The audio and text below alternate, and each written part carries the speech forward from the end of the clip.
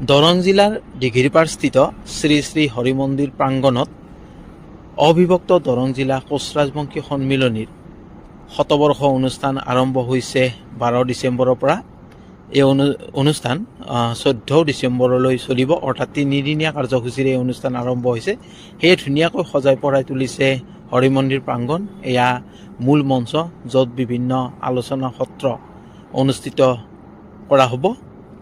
আৰু এইফালে অকণমান দেখুৱাই দিছোঁ, কৈছোঁ যে সুন্দৰকৈ সজাই পৰাই তুলিছে। ইয়াতে উপস্থাপন কৰা হৈছে কোচ ৰাজবংশী লোকসকলৰ জীৱন প্ৰণালী, অৰ্থাৎ আমাৰ গাঁৱলীয়া সমাজখনক সুন্দৰকৈ ইয়াতে উপস্থাপন কৰা হৈছে। মই লৈ গৈছোঁ আপোনালোকক ভিতৰলৈ। মানুহ দেখিছেনে, যথেষ্ট মানুহ উপস্থিত হৈছে আজি প্ৰথম দিনাই।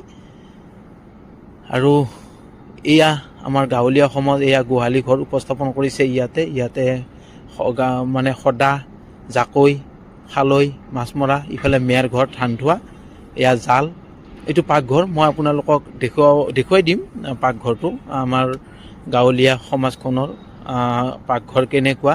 এয়া ধুনীয়াকৈ খেৰী ঘৰ নিৰ্মাণ কৰিছে গাঁৱলীয়া এখন ঘৰ উপস্থাপন কৰিবলৈ। আৰু ইয়াতে কিছুমান মানে আপোনাৰ বস্তু যি মানে দুষ্প্ৰাপ্য হৈ গৈছে, দেখিছেনে? আজি আমাৰ মাজত এই বস্তুবোৰ হেৰাই গৈছে। এয়া আপোনাৰ দেখুৱাই দিছোঁ, হৰিণৰ শিং, হোকা, আৰু এইফালে আছে আপোনাৰ বেতৰ বঁটা, যি আজিকালি পোৱা নাযায়। এইফালে জপা, এইফালে আমি চাকি, যেতিয়া আমাৰ কাৰেণ্ট অহা নাছিলে তেতিয়া আমি চাকি ব্যৱহাৰ কৰিছিলোঁ। আৰু এয়া খুন্দনা, তামোল খুন্দা, দেখুৱাই দিছোঁ আপোনালোকক। এইফালে এইটো মানে ঢেঁকীঘৰ।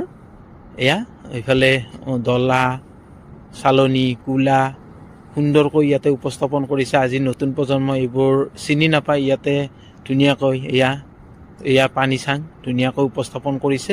আৰু এইটো পাকঘৰ কৈছিলোঁ দেখুৱাই দিম বুলি। এয়া চৌকাৰ ওপৰত চালনী, তাৰ ওপৰত মাছ থৈছে, আমি যে আগতে আমাৰ আইতাহঁতে কৰিছিলে। এয়া সুন্দৰকৈ সজাইছে। এয়া চুঙা, বাঁহৰ চুঙা, হাঠা, পূৰা গাঁৱলীয়া সমাজ এখন ইয়াতে সুন্দৰকৈ উপস্থাপন কৰিছে। এয়া টোপা, য'ত আমাৰ পিতাহঁতে ধানৰ বিধান ৰাখিছিলে। আৰু এইফালে মেলা অনুষ্ঠিত হৈ আছে। আৰু ইয়াতে এই লোকজনে বাঁহেৰে মানে ইয়াতে মাদাৰ টেৰেছা, ভূপেন হাজৰিকা, শংকৰদেৱ সকলোকে উপস্থাপন কৰিছে। আৰু এয়া মেলা চলিছে।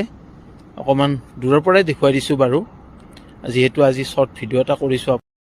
সঁচাই বৰ সুন্দৰকৈ সজাই পৰাই তুলিছে। ইয়াতে ৰাজহাউলিও নিৰ্মাণ কৰিছে, আৰ্হি আৰু ৰাজহাউলিৰ আৰ্হি। এয়া এইফালে আকৌ চিলাৰৰ মূৰ্তিও এটা সুন্দৰকৈ বনাইছে।